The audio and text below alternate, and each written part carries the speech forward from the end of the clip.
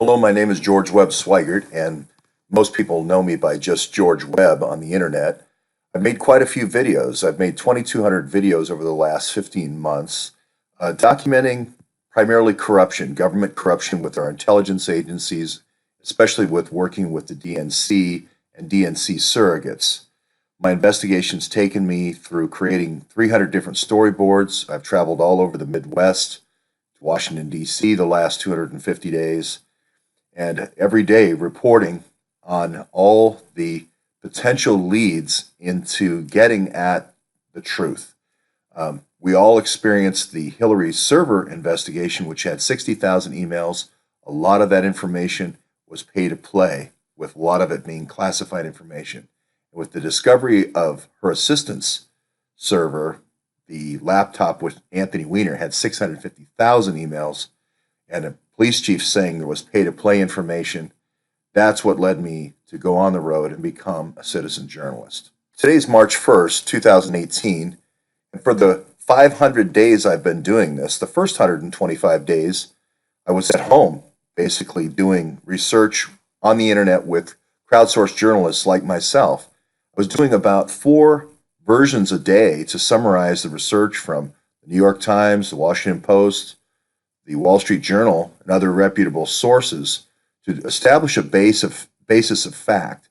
But the key event that changed me into going on the road as an outsourced journalist was a conversation I had with Pulitzer Prize winning journalist Cy Hirsch. He basically said, "You're like Peter Dale Scott. You connect the dots well, but you're never going to have a real story until you go on the road." And I eventually took his advice about 40 days later on day 125.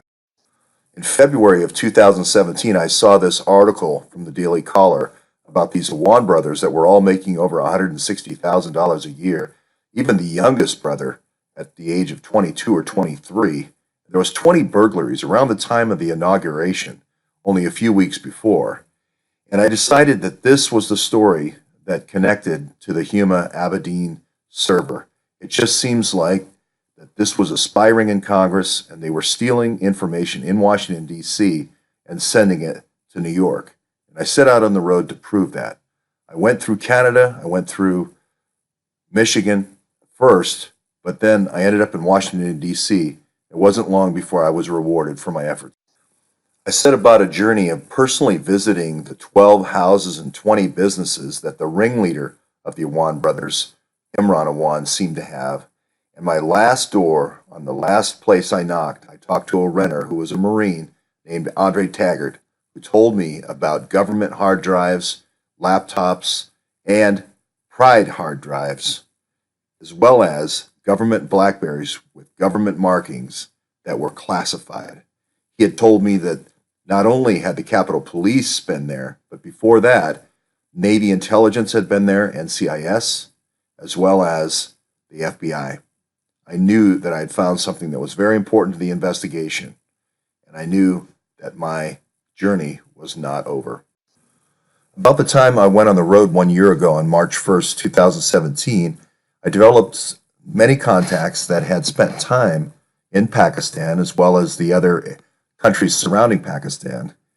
One of the informants that I spoke with, a very knowledgeable individual, who led a group of about 6 or 7 individuals with lots of experience, over decades of experience, in that theater, had told me that this was really all about weapons for drugs, much like Iran-Contra 25 years before. As a matter of fact, the same tribe, the same Awan tribe that had been involved in Iran-Contra and going all the way back to 1979 in bringing down the Russians in Afghanistan, were the same tribe involved. And the Pakistani ISI, which was the intelligence services of Pakistan, were involved as well.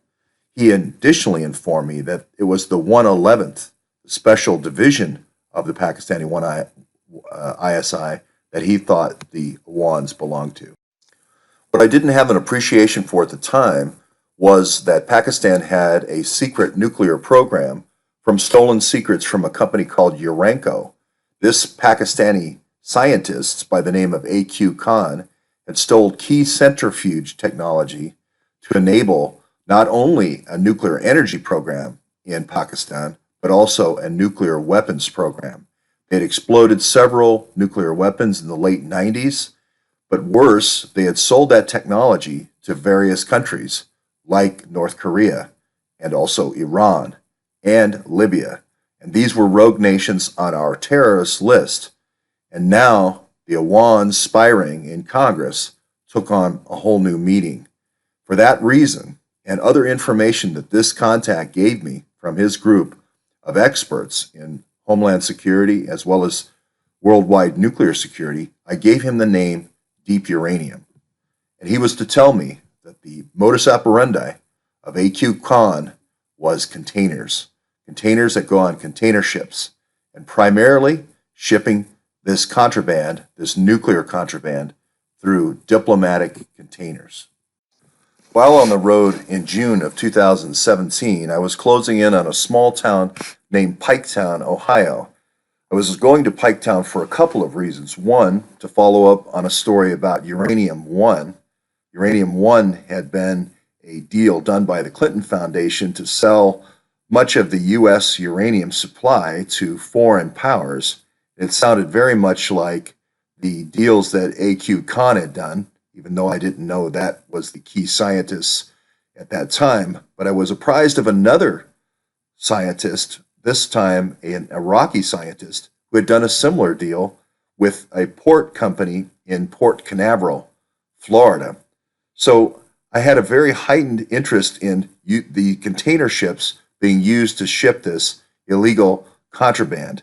And that led to a tip from Deep Uranium about a potential uranium shipment into the port of Charleston.